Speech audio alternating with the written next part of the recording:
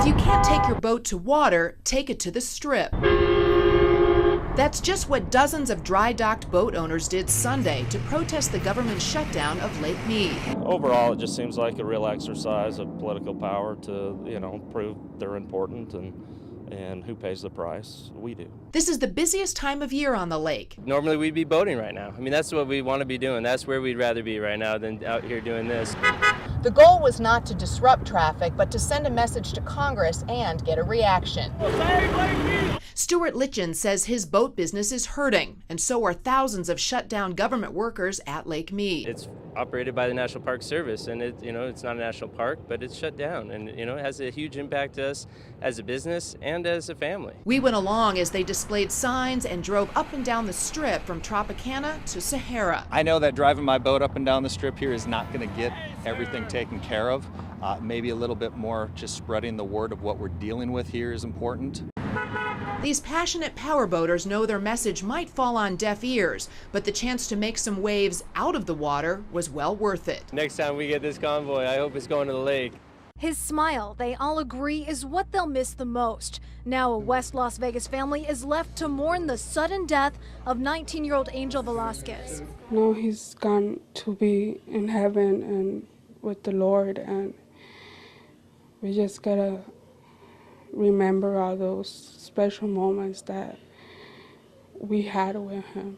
The kid was just so full of life, so full of energy.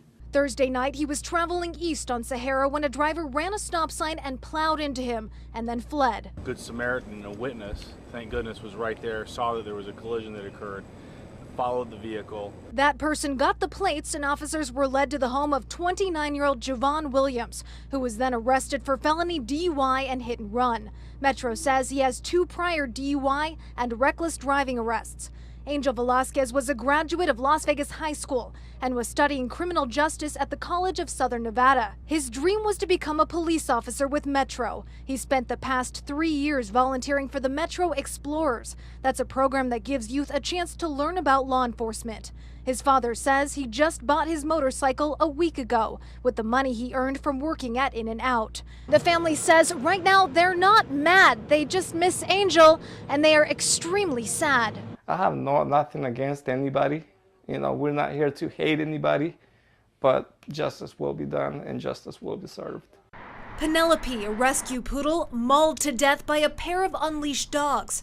This according to owner Marie Mildren, who was walking her along Henderson's Old Vegas Trail sidewalk a few Sundays ago. One grabbed one side of her and the other grabbed the other side and just ripped her to pieces. Mary tells Action News several drivers who were coming up the road pulled over to the side of the road, hopped out of their cars, and started to break up that attack. She remembers a woman yelling at the attacking dogs to get back over this wall next to the sidewalk.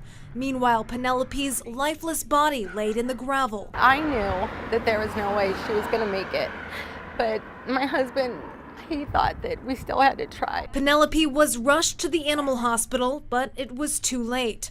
Mildred then began the hunt for answers, posting these flyers around the neighborhood with a description of that woman who she thinks is responsible for the dogs. Action News went to the homes on the other side of that wall.